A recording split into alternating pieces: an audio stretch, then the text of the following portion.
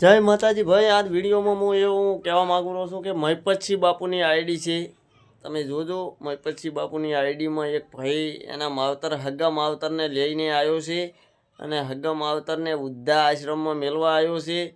અને મહિપતસિંહ બાપુએ એવું કીધું કે ભાઈ કેમ તારા માવતરાને મેળવા આવ્યો? કે મને ફાવતું નહીં. માવતર જોડે એને ફાવતું નહીં. બોલો, એને માવતર જોડે ફાવતું નથી. નાલાયકને માવતર જોડે ફાવતું નથી, એને બાયડી જોડે ફાવે છે. તો એ નાલાયક કહેવાય. અને માવતર એ માવતર છે સાહેબ. અને મહિપતસિંહ બાપુએ એવું કીધું કે તારો પગાર કેટલો છે?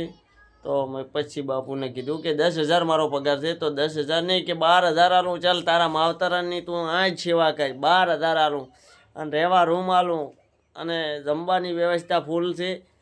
તો એના માવતરની સેવા કરવાની ના પાડેલો છે. તો માવતરની સેવા કરવાની ના પાડતો હોય તો એ ચિયા કારણે ના પાડે એ તમને કોઈને ખબર હોય તો કહેજો. આપણે નાનપણમાં હોય માવતર આપણા હોય, આપણે કોઈ દાડો માવતરને નોખા નહીં પડવા દેતા.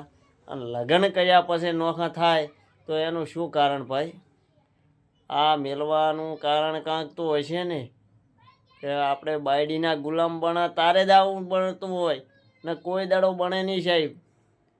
કોઈ દિવસ બને નહીં. તો એ નાલાયકને હું એટલું જ કહું છું કે જય માતાજી ભાઈ. માં બીજા બધા વગડાના વાહ, તો માવતરનો સાયો જેને હોય એને ખબર પડે.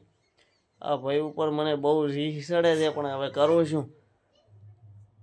જય માતાજી. મહિપતસિંહ બાપુનો વિડીયો જોજો, એમાં તમને આખી માહિતી પડશે અને મજા આવશે. તો એ નાલાયક છોકરો કહેવાય, એ છોકરો ના કહેવાય, એ દુશ્મન કહેવાય. અને હું તો એટલું ભગવાનને પ્રાર્થના કરું છું કે એવા છોકરા પાકે એ પહેલાં ભગવાન મોત આલ દે. એ પહેલાં ભગવાન મોત આલ દે.